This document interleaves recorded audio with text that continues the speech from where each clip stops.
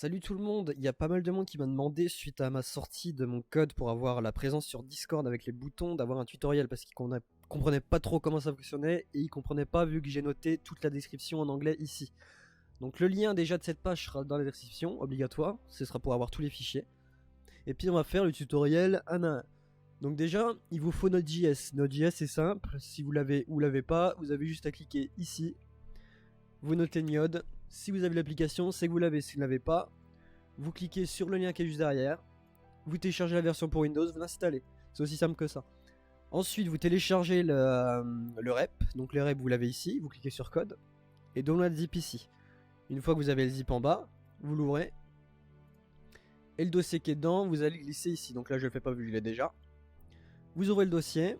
Ensuite, on vous demande de config la présence, donc avec le fichier config.json. Donc j'ai tout fait dans un fichier config pour que ce soit beaucoup plus simple au lieu de directement d'aller dans le code. Qui est ici, voilà. Donc, dans le fichier config, premièrement, il va falloir que vous créiez l'application Discord. Donc, il va falloir votre application ID. Pour ça, vous allez avoir cette page. Donc, avoir vous connecter à votre compte Discord que vous voulez. Le lien, pareil, est sur la page GitHub ou dans la description. En haut à droite, vous allez créer une nouvelle application. Ici, vous allez devoir mettre le nom de l'application. Le nom de l'application, ce sera le nom qui sera affiché sur Discord. C'est-à-dire que ce sera marqué joue à avec le nom. Donc là, vous pourrez mettre des caractères spéciaux ici. Là, je ne le fais pas parce que j'en ai déjà une qui est créée ici pour le tutoriel. Ensuite, ce qui va nous intéresser, ce sera l'application ID. Donc vous faites copie. Et vous allez la copier ici dans l'ID. Donc moi, c'est déjà celle-là, donc j'ai pas besoin de le changer. Ici, line 1, line 2. Ce sera la ligne 1 et 2 de quand vous allez cliquer sur la personne. Donc, sur Discord, ici, vu qu'elle est déjà activée. Première ligne, deuxième ligne. La première ligne, entre guillemets, la première ligne, la vraie, ce sera le nom, donc le nom qui est ici. Ensuite, ici, ce sera le texte qui sera affiché quand vous allez passer votre souris sur la petite image, donc small image. Et ici, sur la large image, donc la grande image. Donc là, par exemple, text on the small image, large image. Donc là, si je mets ma souris sur la grande, c'est large. Si je mets la souris sur la petite, c'est small. Ensuite, en dessous, ici, ce sera le nom de l'image que vous allez devoir upload sur l'application Discord. Donc les deux. Vous arrivez à la large, donc pour la grande, et la small pour la petite. Vous allez aller dans votre Rich Presence, Art Assets, et ici vous allez faire Add Image. Donc attention, il faut bien que ce soit dans les dimensions recommandées Discord, sinon il ne va pas les accepter.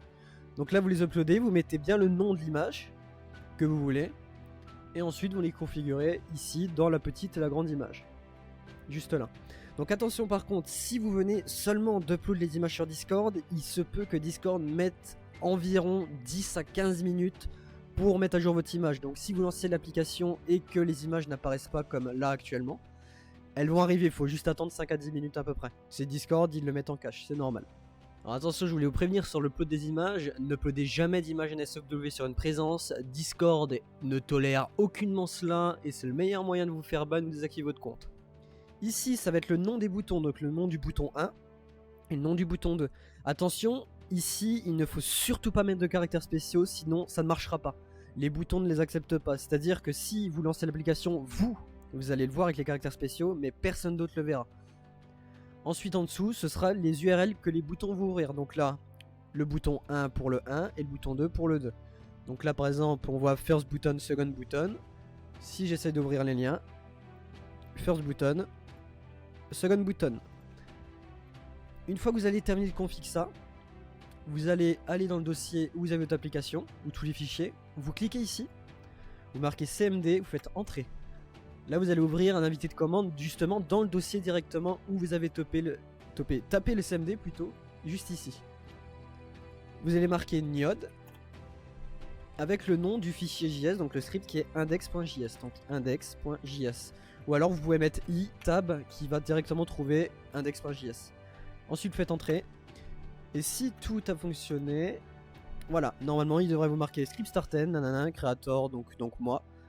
Et ici, ça dit comme quoi, donc il ne faut pas fermer cette fenêtre, donc elle va être utile, c'est ce qui est actuellement en train de faire fonctionner le script.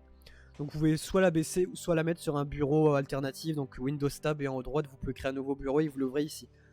Donc voilà, le tutoriel est terminé, je vous souhaite une bonne journée, une bonne soirée ou une bonne nuit, à plus tard.